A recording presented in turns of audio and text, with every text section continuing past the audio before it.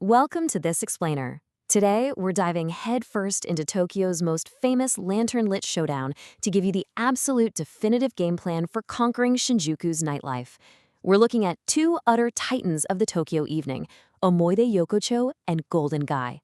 They're separated by just a quick walk, but as we're going to see, they offer completely different worlds. So, if you're a traveler, a foodie, or just a nightlife enthusiast feeling totally overwhelmed by your options in Shinjuku, trust me, you are not alone. These two alleys constantly get confused because, well, they share some pretty similar traits. They're both super small, very cash-friendly, and beautifully illuminated by those iconic paper lanterns. But to answer the ultimate question of which one you should actually visit, we've got to deeply understand what makes each alley unique, literally from the very first stool you sit on. Okay, let's kick things off with round one, food versus drink. At its core, Omoide Yokocho, which is tucked right by the west exit of Shinjuku Station, is fundamentally a smoky, post-war food street.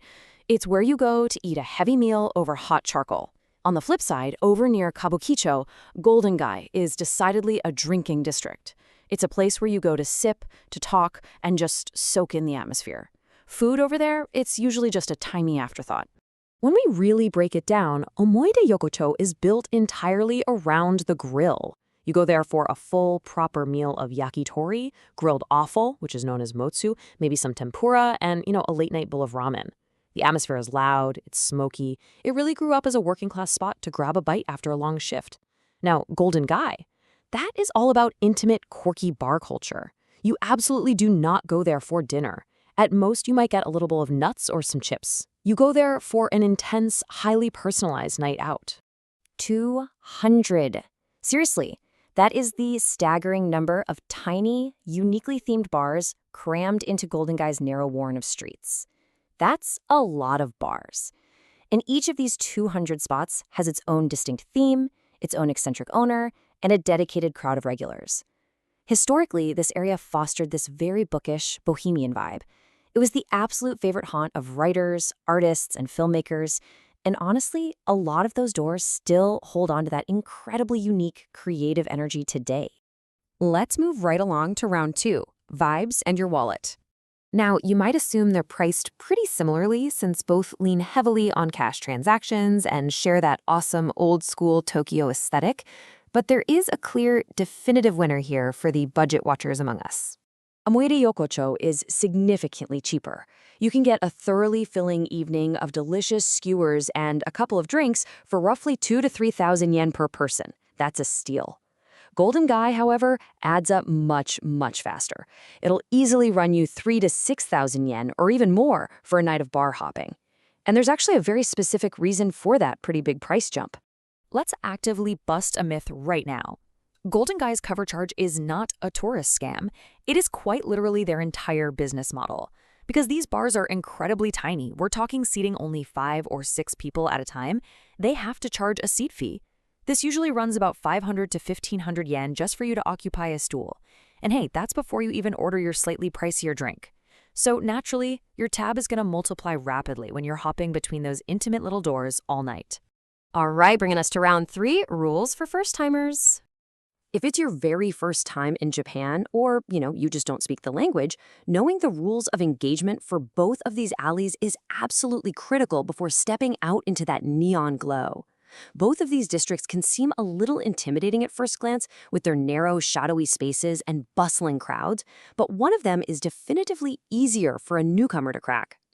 Omoide Yokocho wins easily on sheer accessibility. It's incredibly walk-in friendly. The counters rely heavily on picture menus, so you can literally just point at what you want to eat. Plus, it's one of the most photographed spots in Tokyo, so snapping pictures of the lane is perfectly fine. Golden Gai, though, that's more of a gamble. While some bars are super warmly welcoming to English speakers, others are strictly Japanese only or quietly reserved for their regulars. On top of that, plenty of Golden Gai bars ban interior photos outright. You always have to ask before raising a camera inside. And hey, time completely dictates your strategy here too. Omoide Yokocho is ready and waiting for you by 5 p.m. The charcoal is hot, the skewers are grilling, it's ready to go. But over at Golden Gai, the clinking highballs don't truly start flowing until well after dark. In fact, a lot of bars there don't even bother unlocking their doors until 7 or 9 p.m., and then they'll run straight through until dawn. Which brings us to the climax, the ultimate one-night plan. So we've pitted them against each other, evaluating the food, the cost, and the accessibility. But what if the smartest move is actually not to choose between them at all? Remember how we said they're only a few minutes apart? Well, the space separating them is Kabukicho, Tokyo's biggest entertainment district. Since this massive neon sprawl sits directly between Omoide Yokocho on the west and Golden Gai on the east, you can seamlessly turn this rivalry into a perfectly choreographed single night out. Food and drink writer Ryo Takeda perfectly encapsulates the ultimate strategy right here. He says, eat first, drink second. Going to Golden Gai hungry is a huge tactical mistake. If you have the energy to do both, your stomach and your wallet are going to thank you for tackling them in exactly this order. So, here is your actionable, totally foolproof 4-step game plan to conquer Shinjuku based on everything we've covered today. Step 1. Start your evening at Omoide Yokocho around 6 p.m. for a hearty meal of smoky yakitori and a quick first drink. Step 2. Experience the vibe by hopping a couple of different food counters. Step 3. Pay up and take that thrilling 10-minute walk east, cutting right through the crazy neon crowds of Kabukicho. And Step 4. Finish your night by choosing a few welcoming doors in Golden Gai, soaking up pure, unfiltered Tokyo bar culture. We've laid out the facts, the costs, and your ultimate schedule. So the next time you find yourself wandering through Tokyo, armed with the knowledge of exactly how to eat first and drink second, which lantern-lit door will you step through first? Thanks so much for watching this explainer.